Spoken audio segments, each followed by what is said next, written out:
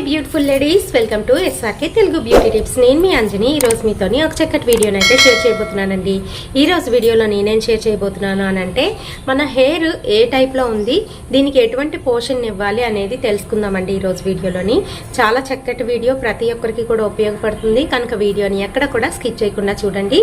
అయితే మీరు వాడే షాంపూలు కావచ్చు, లేదంటే మనము వేసుకునే హెయిర్ ప్యాక్లు కావచ్చు, దానివల్ల కొన్ని చాలామందికి బాగా పనిచేస్తూ ఉంటాయి, కొంతమందికి అస్సలు పనిచేయవు. దానివల్ల ఇంకా ఎక్కువ హెయిర్ ఫాల్, హెయిర్ బ్రేక్ అవ్వడం అనేది జరుగుతూ ఉంటుంది. దానికి గల కారణాలు ఏంటో అనేది ఈరోజు వీడియోలోనైతే చెప్పబోతున్నాను కనుక వీడియోని ఎక్కడ కూడా స్కిప్ చేయకుండా చూడండి. ఇంకా మన ఛానల్ని ఎవరైనా కొత్తగా చూస్తున్న వాళ్ళు ఉంటే తప్పకుండా మన ఛానల్ని సబ్స్క్రైబ్ చేసుకోండి.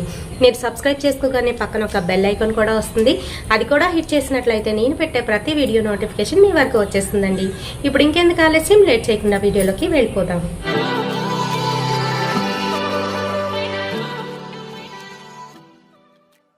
సో ఫ్రెండ్స్, నేను పక్కన బొమ్మలు చూపిస్తున్నాను చూడండి. మన హెయిర్ అనేది ఏ విధంగా ఉంది అని తెలుసుకోవడానికి ఒక గ్లాస్ ఆఫ్ వాటర్ తీసుకొని అందులోని ఒకటి కానీ రెండు కానీ మన హెయిర్ స్ట్రింగ్స్ అయితే అందులో వేయాలి, అంటే తల వెంట్రుకల్ని అందులో వేయాలి. వేయడం వల్ల ఏమవుతుంది అని అంటే, కొంతమందివి ఫ్లోట్ అవుతూ ఉంటాయి, అంటే కిందకి ములగకుండా పైనే ఫ్లోట్ అవుతూ ఉంటాయి. కొన్ని ఏంటంటే సగం వరకు ములిగి ఆ తర్వాత ములగకుండా అలానే ఉంటాయి. మరికొన్ని ఏంటంటే కంప్లీట్గా కిందకి దిగిపోతూ ఉంటాయి అన్నమాట. సో ఇది కిందకి దిగిపోయినవి హై పోరాసిటీ అంటారు, మీడియం పోరాసిటీ మధ్యలో ఉంటాయి, అలాగే లో పోరాసిటీ అనేది పైన ఫ్లోటింగ్ అవుతున్నది లో పోరాసిటీ అంటారు. ఇది కొంతమందికి తెలియదు, వాళ్ళ కోసం అయితే చెప్తున్నానండి, తెలిసిన వాళ్ళు స్క్రిప్ట్ చేసేయండి. అయితే ఇలా మన హెయిర్ టైప్ ఏంటి అనేది తెలుసుకోవాలి. చాలా మందికి ఏంటంటే క్యూటికల్స్, అంటే ఒక స్ట్రింగ్లోని, అంటే ఒక తల వెంట్రుకలోని ఎన్నో క్యూటికల్స్ ఉండడం వల్ల అదేంటంటే తొందరగా దేన్నైనా అబ్జర్వ్ చేసుకుంటుంది, అలాగే తొందరగా రిలీజ్ చేసేస్తుంది. అది హై పోరాసిటీ ఉన్న వాళ్ళకి అలా జరుగుతుంది. హై పోరాసిటీ అంటున్నారు అంటే అదేదో మంచి హెయిర్ అని అనుకోకండి.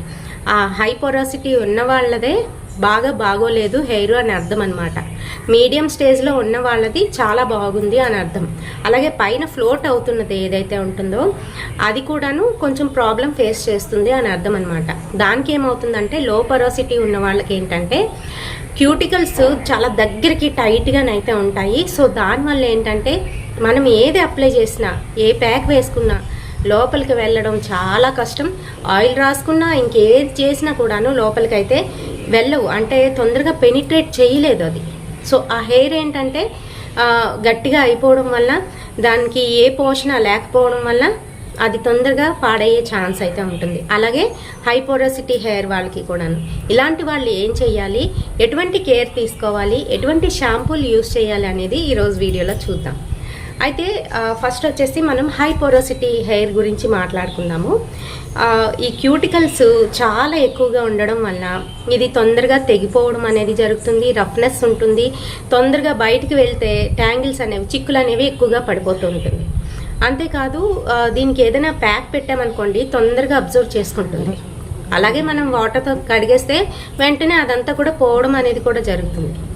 అందుకనే వీళ్ళకి ఏంటంటే ప్రోటీన్ ప్యాక్స్ పెట్టాలి, అలాగే మాయిశ్చర్ ఎక్కువగా ఉండేటట్టు చూసుకోవాలి. ఇలాంటి వాళ్ళకి ఏంటంటే మాయిశ్చర్ ఉంటుంది హెయిర్లోని, అలాగే ప్రోటీన్ అనేది ఎక్కువగా ఇచ్చేటట్టు మనం చూసుకోవాలన్నమాట. ప్రోటీన్ ప్యాక్స్ మనం వేయడం వల్ల మంచిగాను అది పోషణ జరిగి హెయిర్ అనేది లాంగ్గా, ఇంకా అలాగే స్ట్రాంగ్గా కూడా అవుతుంది, ఎటువంటి ప్రాబ్లం అనేది రాదు.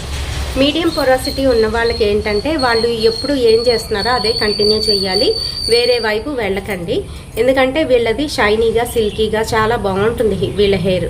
క్యూటికల్స్ మరీ ఎక్కువ ఉండవు, అలాగని టైట్ అయిపోయి బిగుసుకుపోవు. సో దానివల్ల ఏంటంటే ఉండాల్సిన మాయిశ్చర్ అందులో ఉంటుంది ఆ హెయిర్లోని. ఓకేనండి.